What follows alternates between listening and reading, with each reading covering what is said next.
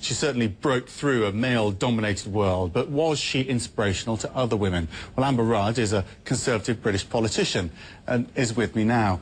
Amber, it was interesting watching the debate today, wasn't it? Because wherever the debate came from, everyone paid tribute to her on what she did for women. Yes. That's absolutely right. And the Prime Minister began his speech by saying how important it was that she was a woman, that she was the first woman Prime Minister, and the fact that she was a woman, and the fact that she represented women as well as men, but the significance of her being a woman in a very male-dominated world was repeated again and again, and from that point of view was very important to the rest of us. Ed Miliband actually saying that even before she reached Downing Street, she broke every single level up to that. She was a grocer's daughter, wasn't she? Yes. She got to Oxford, the greatest university in the world, some would argue. Absolutely. And then kept on chipping away. So yes. It wasn't just getting into Downing Street. No, she was a pioneer as a woman in so many different levels. But I think the really interesting thing that also came through about Margaret Thatcher was that she wasn't really somebody who fought for women, insofar she didn't say, listen, women need to be here, women need to do that. She just did it. And the fact that she did it made it so much more possible for the rest of us to think that we could do it too. So she was a phenomenal role model from that point of view. It's undoubted that having a woman in that position was so powerful, and she was that woman.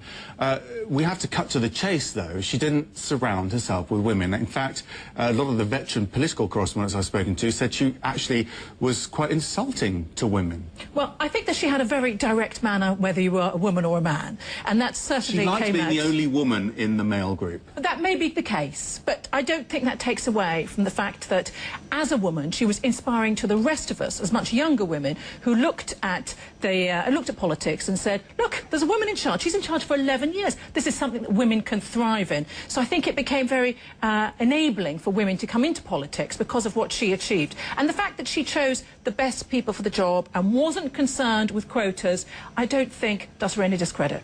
Could she not have supported, there must have been at least one talented woman in government at that time she could have promoted? Maybe. I don't know. I wasn't there at the time. But the fact is there were a disgracefully low number of women there at the time, only 4%. Now we're at the heady number of 22%. We've still got a lot further to go. But I also think that she was very important because when candidates go to be selected for MPs to their constituencies in the UK, the associations look at you and sometimes they think, oh, do we really want a woman? And then they remember Margaret. And they go, yes, maybe she's the next Margaret Thatcher. So it makes them even more likely to choose a woman. So I think she's done British women politicians a great service. There's talk about her handbag was famous, wasn't it? She used to dump it on the table at European summits.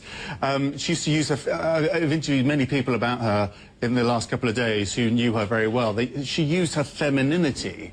A lot of people won't really understand that, but you're able to explain how she used her femininity? Well, I certainly think, in listening to the tributes today, I was very aware that, particularly, obviously, mainly they were from men, they were very aware of her femininity, and she absolutely clearly did use it. And I've listened to some of the interviewers, like yourself, who interviewed her at the time, saying, we were very disarmed. There she was, a senior politician, wearing a skirt. So, I mean, like any politician, she used whatever she could to her advantage, and I think her femininity was part of it. Amber Rudd, thank you very much indeed for joining us. We've got another week of discussion about Margaret Thatcher before she's laid to rest, but thank you very much indeed.